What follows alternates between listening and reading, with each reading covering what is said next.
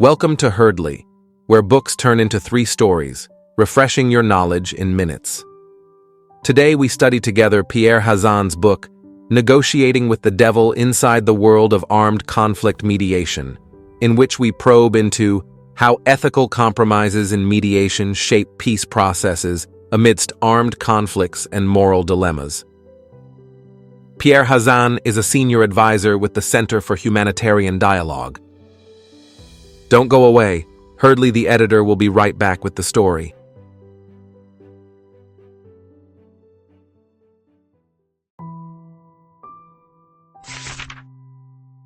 In this section, we delve into 3 compelling stories that capture the essence of ethical compromises in the mediation of armed conflicts.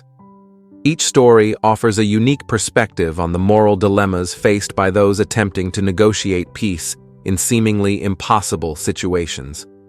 We explore the harrowing choices made in a Bosnian detention camp, the morally fraught peace process in Sierra Leone, and the controversial decision-making involved in mediating with jihadists in the Sahel. 1. The prisoner dilemma in Bosnia. One of the most vivid memories that stays with me is the story from a Bosnian detention camp in 1993. I was with a team of humanitarian workers near Mostar, Bosnia-Herzegovina, at the height of the war. The camp was a grim place where hundreds of prisoners were held under appalling conditions, packed like sardines in a dark, foul-smelling shed that was once a munitions dump. The atmosphere was heavy with despair. International pressure had led to a breakthrough. A third of the prisoners were to be released. But there was a catch. We had to decide who among them would be set free and who would remain in this living hell, likely to face death. Faced with this impossible decision, we resorted to a grotesque form of triage, weighing and measuring the prisoners to determine who was the weakest and most in need of release. We knew that those who stayed behind could very well be signing their death warrants. The ethical dilemma was agonizing.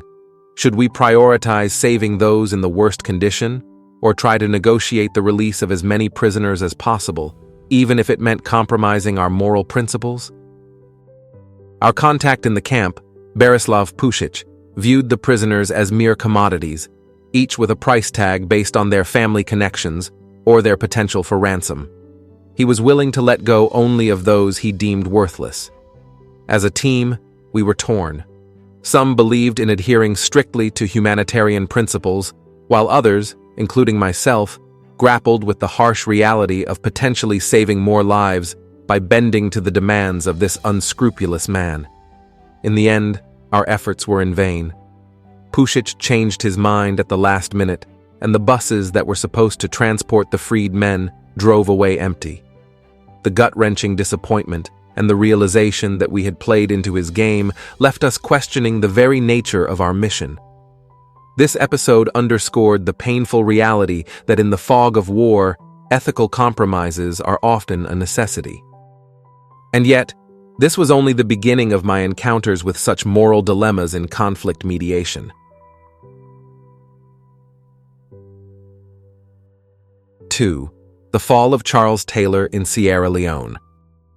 Years later, a similar quandary surfaced in Sierra Leone during peace talks aimed at ending one of Africa's most brutal civil wars. The country had been torn apart by a decade-long conflict, marked by atrocities committed by both the Revolutionary United Front, RUF rebels, and government forces. As peace seemed within reach, a critical question loomed. Should Charles Taylor, the notorious Liberian warlord believed to be fueling the conflict, be included in the negotiations? The decision was anything but straightforward.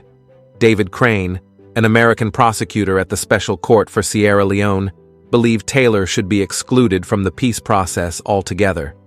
In a dramatic move, he indicted Taylor while peace talks were ongoing, aiming to remove him from the equation. Crane's justification was clear. I wanted to show West Africans that no one is above the law, that the rule of law is more powerful than the rule of guns. This indictment, however, was more than a legal maneuver. It was a calculated political gamble. Crane believed that by delegitimizing Taylor, the peace talks could proceed without the shadow of his influence. But this move backfired spectacularly. The indictment sent shockwaves through the negotiations, fracturing trust and causing the talks to falter. Many in the region viewed Crane's actions as a form of judicial imperialism, an attempt by a foreign power to dictate the terms of African peace processes. Some argued that even warlords like Taylor had a role to play in achieving a stable peace, and that excluding him would only prolong the violence. The controversy surrounding Taylor's indictment ultimately underscored a critical tension in conflict mediation, whether the pursuit of justice can undermine the pursuit of peace. This ethical quagmire reminded me of the complexities I had witnessed in Bosnia, and I knew there were no easy answers. The world of mediation often involves navigating a minefield of moral dilemmas, where each decision carries profound implications. 3. Talking with jihadists in the Sahel. In the Sahel, a different kind of moral challenge presented itself. This time, it was not about negotiating with a known war criminal or dealing with the immediate aftermath of mass atrocities. Instead, the question was whether to engage in dialogue with jihadist groups that had taken root in the vast, lawless expanses of the region. For years, these groups had terrorized local populations, committing acts of violence and spreading fear.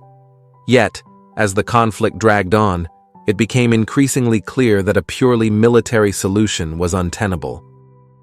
The debate over whether to talk to jihadists divided international and local stakeholders alike. There was a strong argument against engagement. Negotiating with groups that had committed heinous acts could be seen as a betrayal of the victims and could potentially legitimize their cause. On the other hand, some argued that without dialogue, there was no end in sight to the violence. The Sahel was becoming a graveyard for peace processes, and something had to give. I remember speaking with a mediator who had been involved in these talks. He confessed that he had once tossed a coin to decide whether a scheduled prisoner exchange could proceed. The risks were immense. Any misstep could lead to a catastrophic escalation in violence. But the stakes were equally high if the exchange fell through. This mediator's gamble paid off. The exchange proceeded without incident, and a temporary ceasefire was achieved. However, the ethical quandary remained. Had he done the right thing by leaving such a critical decision to chance?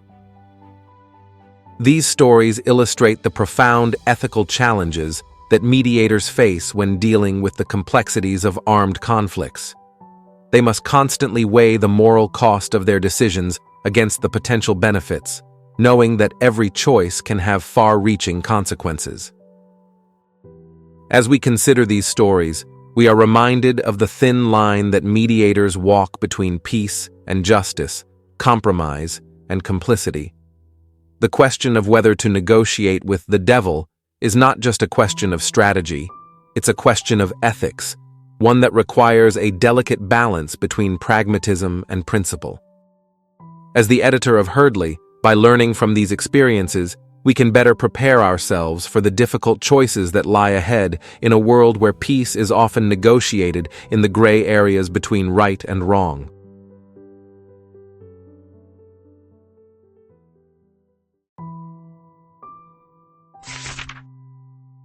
Reflecting on the intricate dance between ethical compromise and the pursuit of peace, one final story from the book captures this tension vividly. During negotiations in Afghanistan, mediators faced a unique dilemma: whether to engage with a local warlord who had committed numerous atrocities but held significant control over a key region. The warlord, infamous for his brutal tactics, also maintained a fragile stability in his territory. The mediator in charge knew that excluding him could lead to renewed violence and instability, while engaging him would mean overlooking his past crimes. In a bold move, the mediator decided to meet with the warlord secretly, away from the eyes of both international observers and local leaders. This covert engagement led to a short-term truce, which allowed humanitarian aid to reach the affected region for the first time in months.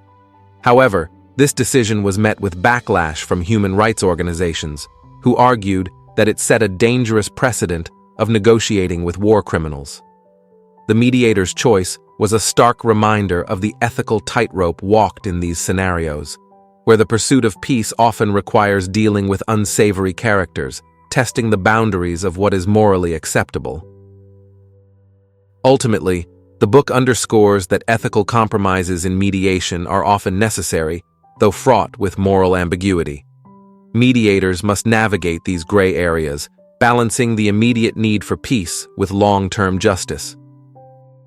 As the editor of Herdley, by understanding these complex dynamics, we can better approach conflict resolution with a nuanced perspective, recognizing that sometimes the path to peace is paved with difficult and morally challenging decisions.